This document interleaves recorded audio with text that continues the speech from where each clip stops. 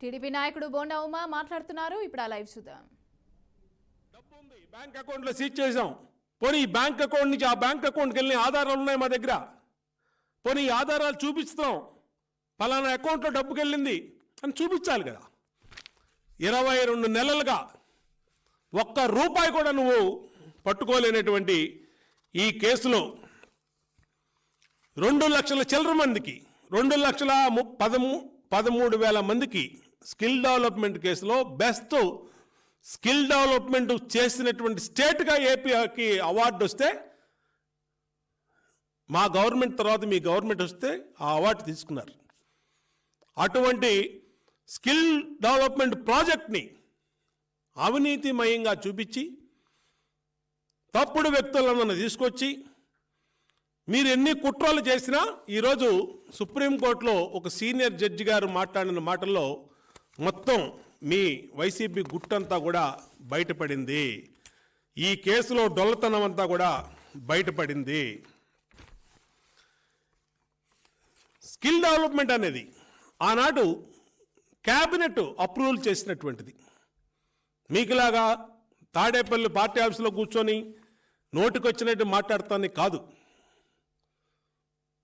Skill development case అనేది క్యాబినెట్లో అనేక సీనియర్ ఐఏఎస్ అధికారులు, మంత్రివర్గం, ఒక ముఖ్యమంత్రి అధ్యక్షతను తీసుకున్నటువంటి డిసిషన్లో చేశారు. 2,13,000 మందికి ఉద్యోగాలు వచ్చినాయి. వరల్డ్లో బెస్ట్ అయినటువంటి సిమెన్స్ కంపెనీ 95% డిస్కౌంట్కి తమ మిషనరీని, ఐటీని, సాఫ్ట్వేర్ని ఉచితంగా రాష్ట్ర ప్రభుత్వానికి ఇచ్చింది ఆనాడు. పచ్చకామిరిలోడికి ఊరంతా పచ్చగా, దొంగకి అందరూ దొంగల్లా కనబడే చందాన దొంగలైనటువంటి జగన్మోహన్ రెడ్డి గ్యాంగ్కి అందరూ దొంగల్లాగా కనబడతా ఉన్నారు. అందరూ కూడా అంతే తప్పితే దీంట్లో ఎక్కడా కూడా వాస్తవాలు లేవు. మా దగ్గర సుప్రీంకోర్టు బెంచ్ చేసిన కామెంట్స్ కూడా ఉన్నాయి మా దగ్గర. ఎక్కడా కూడా అవినీతి నిరోధక చట్టం ద్వారా 17A అమల్లో రావడానికి ముందు 22/6/2018 ముందు చంద్రబాబుపై ఏ రకమైన విచారణ, దర్యాప్తు, పరిశోధన జరగలేదని నేను నమ్ముతున్నానని సీనియర్ జడ్జి గారు మాట్లాడారు బెంచ్ మీద. ఆయన ఇచ్చిన ఆర్డర్లో ఉన్నాయి. నీకు కావాలంటే ఆ ఆర్డర్ కాపీని కూడా పంపిస్తాం. ఎక్కడా కూడా దాన్ని నువ్వు టీవీల ముందుకు వచ్చి ఒక రాజకీయ నాయకుడిలాగా నీ ఉద్యోగం ఏంటి అసలు? కోర్టులో ప్రభుత్వం తరపున ఆధారాలు ఉంటే సమర్పించాల్సిన నీ ఉద్యోగాన్ని బయటకు వచ్చి వైఎస్ఆర్ కాంగ్రెస్ పార్టీ అధికార ప్రతినిధిలాగా, స్పోక్స్ పర్సన్ లాగా నువ్వు మాట్లాడుతూ ఆ అడిషనల్ ఏజీ పదవికి ఉన్నటువంటి విలువల్ని దిగజారుస్తూ ఉన్నావు పొన్నవోళ్ళు నువ్వు.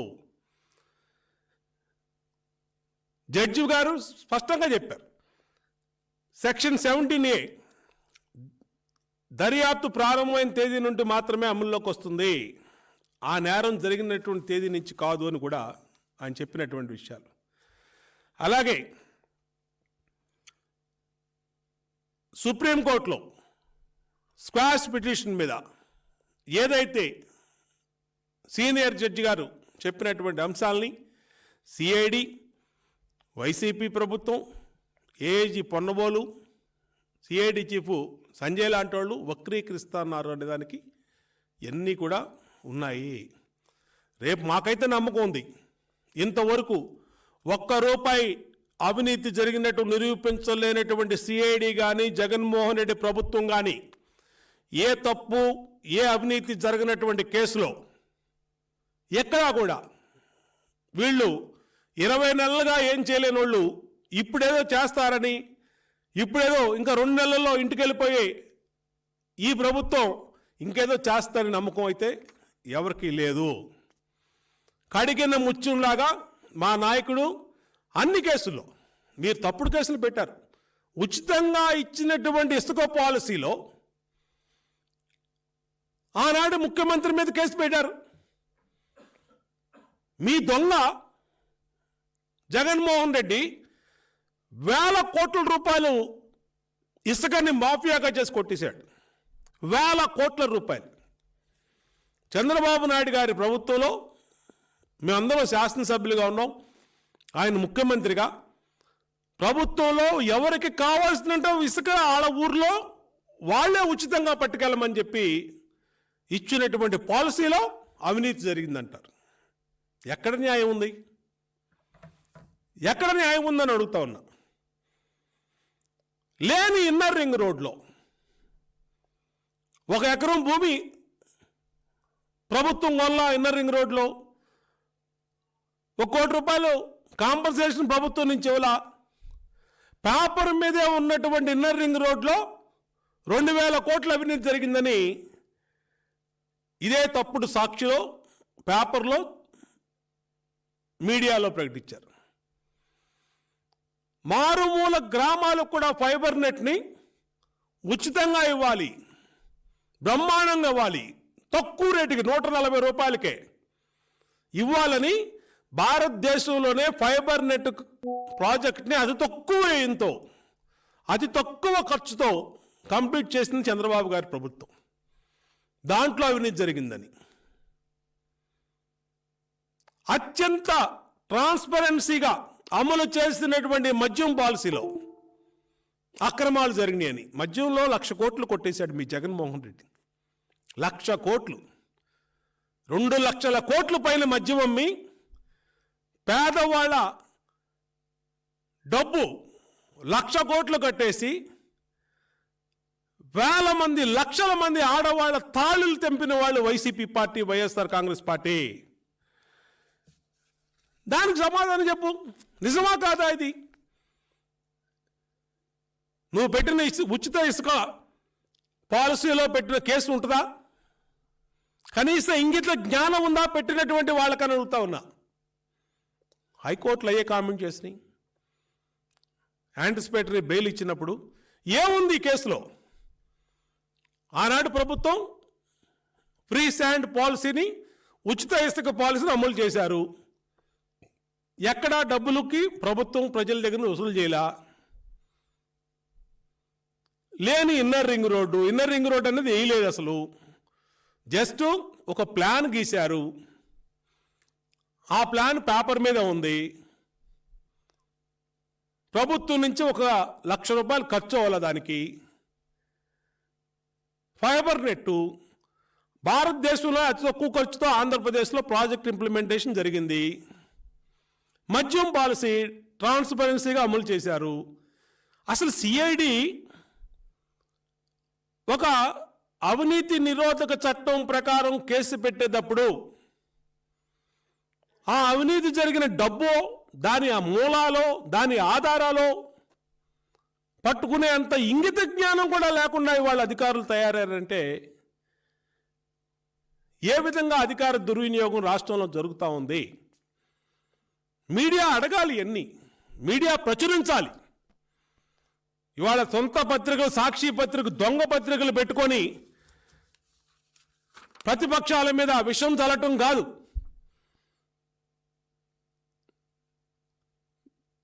వాస్తవాలంటే వెలుగు తీయాలి. నువ్వు ఎందుకు పట్టుకోలేకపోయావు? స్కిల్ డెవలప్మెంట్ కేసులో 3,300 కోట్లు అన్నావు, 317 కోట్లు అన్నావు, 27 కోట్లు అన్నావు. ఎందుకు డబ్బులు పట్టుకోలేకపోయావు? పొన్నవోలు నువ్వు సమాధానం చెప్పగలవా? ముఖ్యమంత్రి జగన్మోహన్ రెడ్డి సమాధానం చెప్పగలడా? ఎక్కడున్నాయి ఈ డబ్బులన్నీ? ఉచితంగా ఇసుక పాలసీని ఏ విధంగా దాంట్లో అవినీతి జరిగింది?